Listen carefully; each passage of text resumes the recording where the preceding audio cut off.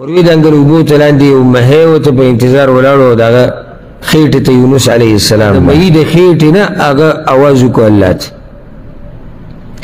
د مهي د خېټې تیاره بیا د اوبو تیاره د هغه په ذهن کې نه و راغلی او د مهي خېټې ته ورغی. د مصیبتونو نه او د غمونو نه د وتو د پاره دعا په بل تعبیر سره داسې ووایه، په یو چا باندې غم دی، په یو چا باندې سخته ده، په یو چا باندې مصیبت دی او هغه د دې مصیبت نه وته غواړي او نجات غواړي، د هغې دپاره دعا یا ذکر چې دا قرآن کې ښوی شوی دی، الله رب العزت ښولی دی. دا خبره یاده کړئ، بار بار زه دا خبره کوم او بیا به بیانوو چې دا خبره زمونږ ذهن ته صحیح پریوځي چې دا دنیا دا ځای د امتحاناتو دی او ځای د ابتلاءاتو دی او د مصیبتونو دی، دا ځای د راحتونو نه دی، نه د دمې دی او نه د همیشه د اوسېدو دی. نو دلته همیشه اوسېده نشتی، دلته همیشه راحت نشتی او دلته همیشه خوشحالیانې نشتی. نو کله چې په دې خبره باندې ته پوه شي نو زړه کې به د یو اطمینان او سکون پیدا شي او صبر به د پکې پیدا شي او حوصله به د پکې پیدا شي او دا غم او مصیبت په دې به پوه شي چې دا یوازې په تا باندې نه دی، بلکې څومره انسانان چې د دنیا کې دي هغه ټولو دپاره دا خبره یو شان ده چې کله به غمي، کله به خوشحالي، کله به مصیبت وي، کله به راحت وي.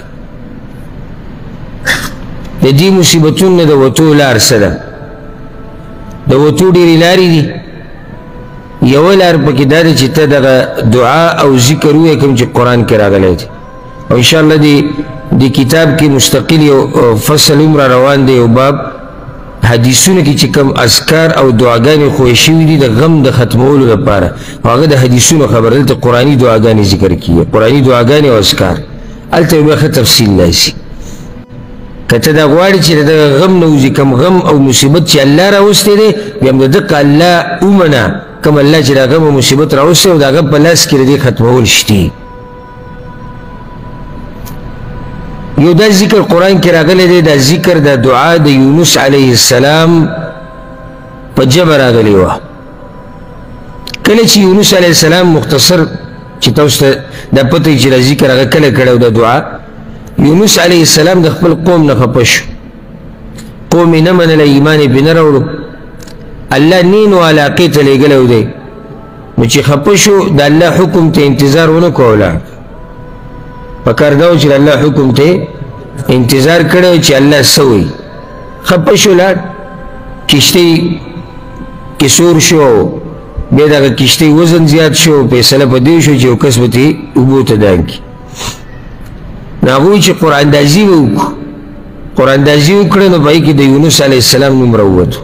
نو هغوی دا ډېر ښه سړی دی، دا خو ډېر مخوریز او ډېر قدرمن سړی دی، نو دی خو د سره داسې نه شو کولی چې دی د اوبو ته ور ودان کړي. په دویم پیر بیا د هغه نوم راوختو، په درېیم پیر بیا د هغه نوم راوختو. او که دوی هر څه کړی وی نوم به د یونس علیه السلام راختې، ځکه چې عرش ورته دا فیصله کړې، دوی دا فیصله د الله بدلولی خو نه شو. اخره کې مجبور شو، هغه بس صحیح ده زه تیار یم. وروي د انګل اوبو ته لاندې یو مهی ورته په انتظار ولاړ و، د هغه خېټې ته یونس علیه السلام لاړ. الله دا خبره قرآن کې ځای په ځای ذکر کړې ده، وذنوني اذ ذهب مغاضبا فظن ان لن نقدر علیه. وی د هغه په ګمان کې دا خبره نه و راغلې چې زه به په ده باندې تنګسیا راولم، یعنې یونس علیه السلام په زړه کې دا خبره نه و راغلې چې دا ما چې کوم کار وکړو د الله حکم ته مې انتظار ونه کړو، کیدای شي دې دلاسې الله په ما باندې دا خبره راتنګه کړي، دا د هغه په ذهن کې نه و راغلی او د مهي خېټې ته ورغی. آزی که اللہ وی فنادا فی الظلمات، نو دا آغا تیرونا دا مئی دا خیٹنا آغا آوازو کو اللہ تا دا مئی دا خیٹ تیارا، بیا دا اوبو تیارا، بیا دا وریزو تیارا، دا شپی تیارا، او پا دی دومره تیرو کی آغا رب العالمین تا آوازو کو.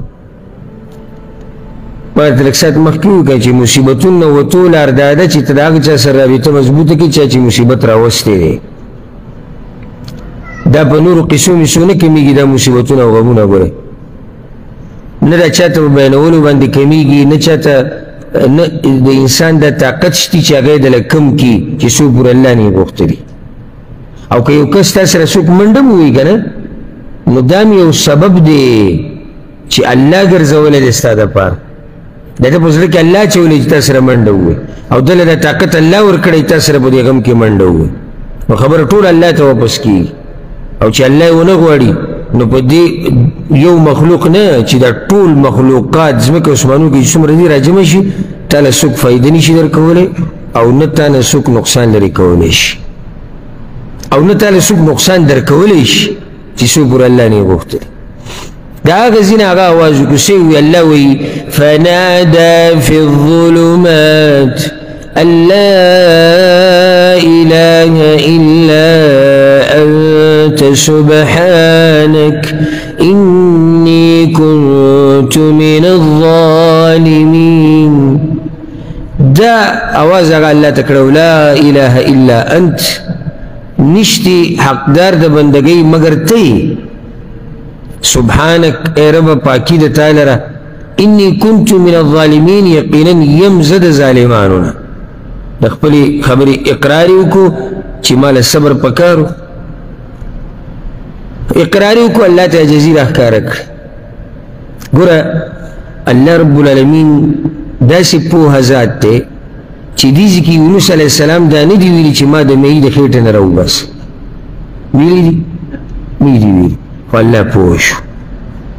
ته الله ته خپل غم او فریاد کوه الله به پوهېږي. ته الله یادوه الله ته پته ده چې ستا په زړه کې څه حاجتونه دي. که ته د حاجت بیان هم نه کړې الله ته پته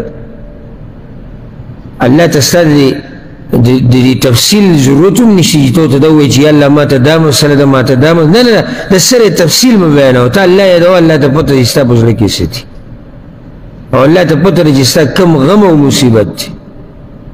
الله څه وایي هغه ایتونو کې مخکې فاستجبنا له ونجيناه من الغم وكذلك ننجي المؤمنين. الله مواوري خبر داغا ونجيناه من الغم اكم غم كي جبروت داغين مرويستو الله وكذلك ننجي المؤمنين دقشنا الله من المؤمنان دغمون نرو بس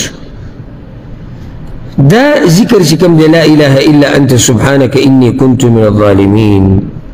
ادينا زمان خلق ندي خبر اكثر خلق دينا ندي خبر او حديث كده راځي ان شاء الله دي كتاب کې برام شي حديث پیغمبر صلی الله علیه وسلم وی چې د چا یو حاجتي او دا ذکر پکې وي او د الله نه وغواړي یا مصیبت یا غمي او دی غواړي چې الله لري کې او دا ذکر پکې وي رب العالمین د دې غم ختمي د مصیبت لري کې د حاجت پوره کوي. یوازې صرف دا لا اله الا انت سبحانك اني كنت من الظالمين. نه داسې دوه مخه دعا ده چې سړی چې ما ته یادېږي نه که ته صرف دا وې د مصیبت په وخت کې لا اله الا انت سبحانك اني كنت من الظالمين بس دا کافي ده. الله ته پته ده چې ستا کوم مصیبت دی او ته څه ویل غواړې الله ته صرف دغه فریاد ورته کوه لا اله الا انت سبحانك اني كنت من الظالمين.